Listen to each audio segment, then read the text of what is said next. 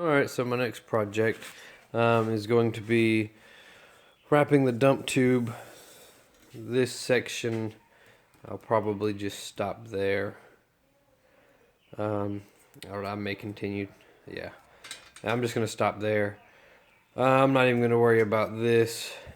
I'm not going to worry about the dump pipe. I'm just going to get the down pipe.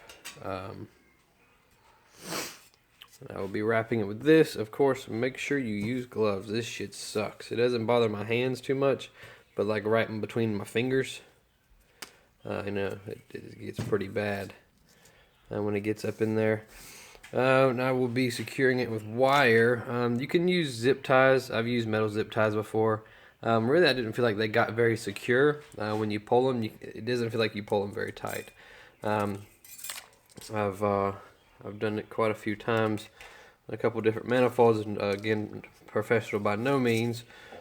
But that's just what I found to work better is this wire. You can twist it pretty tight and get it to secure while you're doing it. Some people wet the stuff before they apply it. I've never done that. I've seen it done. To me, it makes it more of a pain in the ass, if you ask me. One of the methods I use to, I guess, estimate the length would be to just, of course, roll it out. I won't be able to do this with one hand. Anyways, I roll it out and I go back and forth about 6 or 7 times. And I'll probably do 8 just to be safe. It's always better to have too much than not enough, because then you'll feel stupid. And I'm sure, I'm only wrapping this little piece with all this, so I'll make sure I have plenty of extra.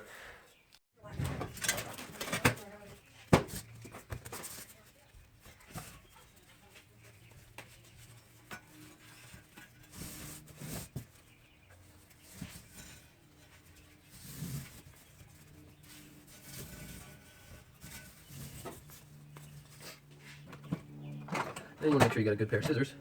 Cut the stuff. 1, 2, 3, 4, 5, 6, 7, 8. I'll do 9 just to be extra safe.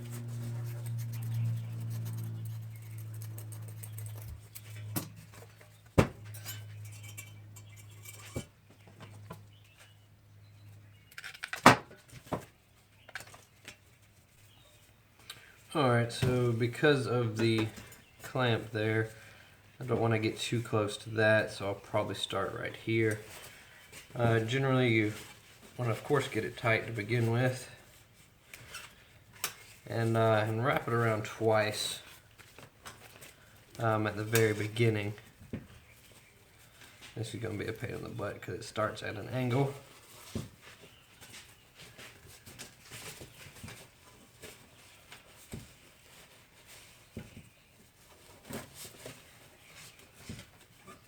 Which, it being wet may help with this if I were to wet it.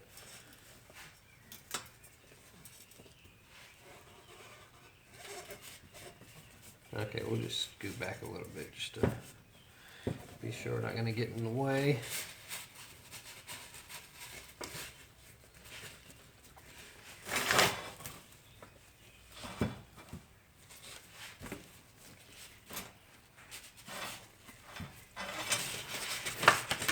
And then we'll do about a halfway overlap each time we go around.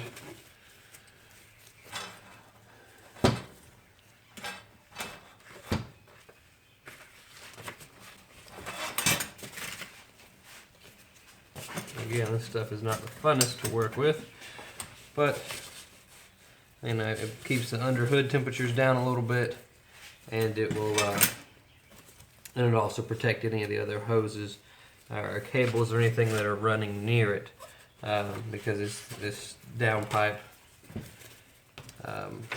is very close to a lot of the other things. AC hose, the coolant, I believe the heater hose as well. And I think it'll look good. That's why I picked the red.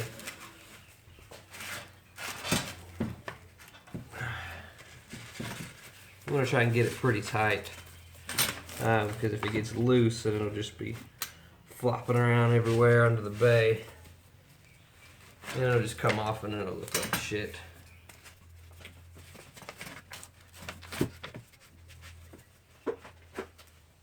This is actually not too bad compared to what I've done to headers. Previously, one other thing I've wrapped for is like 3 sets of headers. And they were a pain in the ass because the individual runners, whereas this just has one large tube.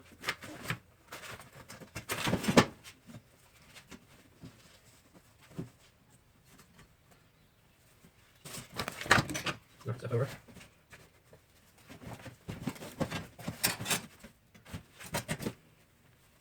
You want to keep pulling it tight. Don't step on it.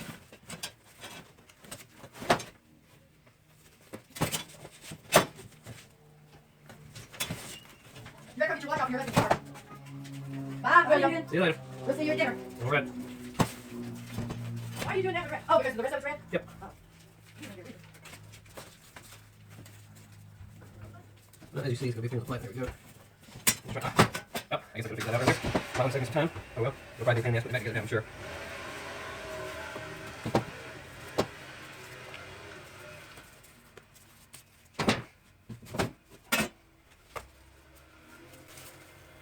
And it looks like we've just got enough. Just barely. I probably did the wraps a bit too tight up here, which is probably part of the reason I ran out of room. They're not too tight, but too close together. But this is fine here. It ends right about where I needed it to anyways. So, we'll get our wire. Get it on here. Another thing, some people fold over this end piece right here so that it doesn't keep flaring, and the little pieces keep popping off, because it will do that to you. So of course you get it down tight, and I'm just going to twist it like this, and make sure you got them opposite, and then twist. And get a pair of pliers, get some needle nose here.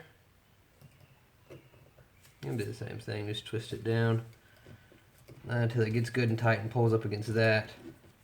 It kind of like cuts into it, I guess you could say.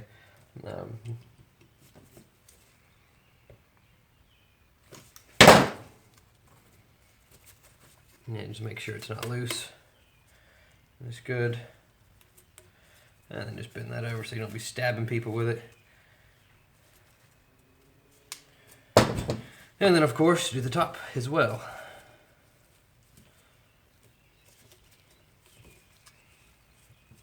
I'll probably do it down here just so that it'll be out of sight. Probably look a little bit better.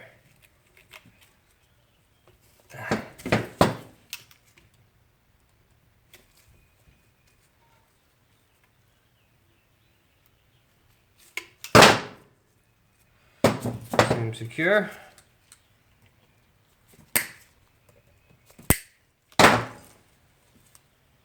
Fold it down, and voila. Alright, so we'll be putting on the exhaust manifold again. Installing it, of course, this way. Top 2 bolts first, pretty much the reverse order of everything we just did.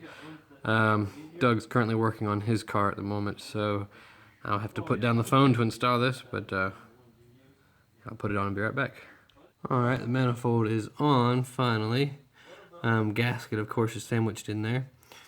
Next will be the turbo going on. I gotta make sure I don't forget the gasket. Right here. So, again, gasket's going on. And then the turbo will go on right on top of that with these 4 bolts. And I'll be right back. Alright, and then of course we got to remember to put the bolt was right here that we had to take off in order to reach that one. So I'm about to put that one back on, and then I guess I will go wastegate from there. On the wastegate, I went ahead and put on the boost signal hose. I put a different one on. This was the old one. As you can see, it had a split in the middle.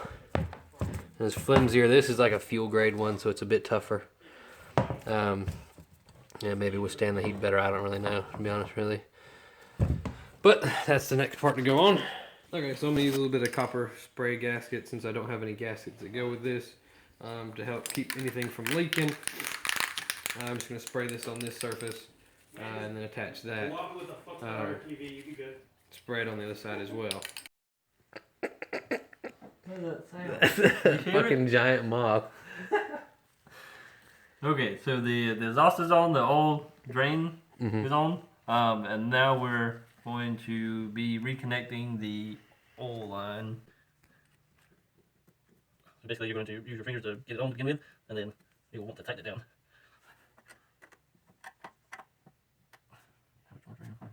And just make sure that the hose is pointing back towards where it comes from because it's a swivel. Yeah. So you want to hold the hose. It should swivel as you tighten it. Should is the key word. That seemed very swivelly whenever I didn't have it attached to anything. Hand it down to Doug.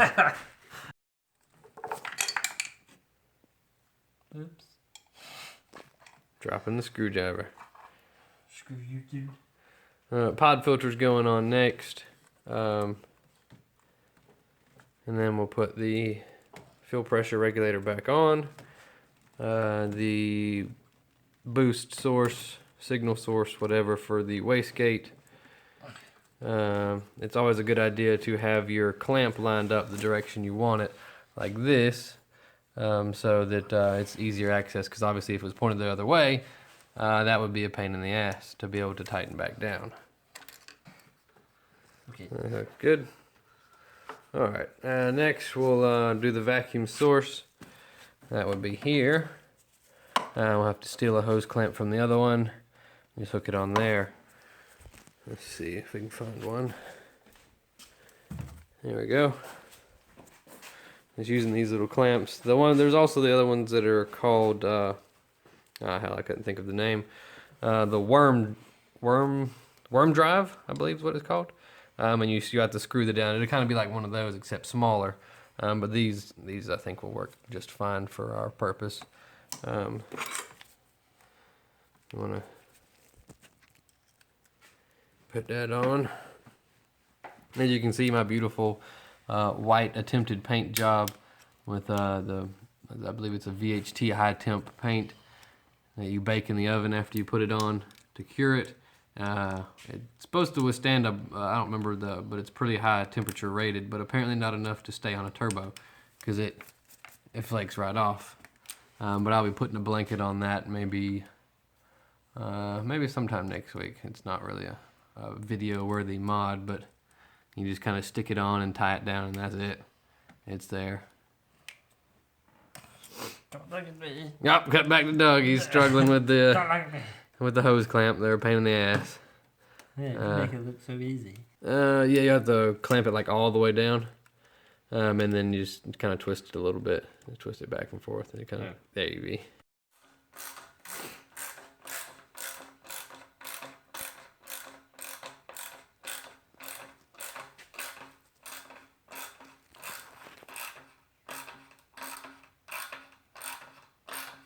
Alright, so we're going to put the charge pipe back in. Go ahead and tighten it down one of them while it's out. So is that running on the outside of it? Yeah, shit. We'll probably have to loosen that up again. so that we can get the right angle on this elbow. I thought that was the right one. I thought so too, but maybe, and it might once it sits on there. Okay, yeah, that looks about right. Yeah, that's about right. Okay. You can tighten it like this. You can tighten it before you put it in. No, you can't. Just kidding. Okay. You see our aftermarket wheel well. I made the mistake of not clipping that in to the other undercarriage pieces, and I was riding down the highway and it went under the tire and tore it all to shreds. So I bought an aftermarket one to protect my protect my cold air intake. The other side did it too. It doesn't matter. Okay. I'll just make sure. Ta-da! That's what the other side looks like, but there's no pod filter there that I need to protect, so shit just gets slung all up in the back side of the bumper, and it's okay. The fitment is so much better. Just a little weird. Yeah. You won't see another one like that. Alright, so we got the charge pipe on. And next is the bumper. We're going to, of course, put on the fog lights. Don't forget your fog lights.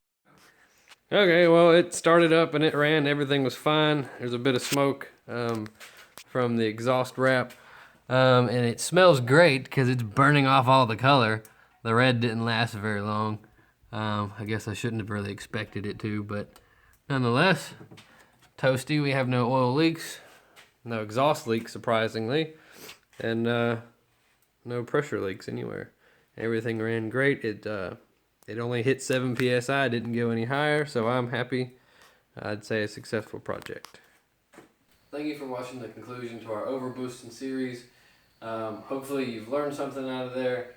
We're not very entertaining. If you made it through all 3 videos, you've got a lot of patience or nothing better to do. Either way, if you liked it, please just take a second and hit the like button. And of course, if you want more, just hit subscribe. Thank you.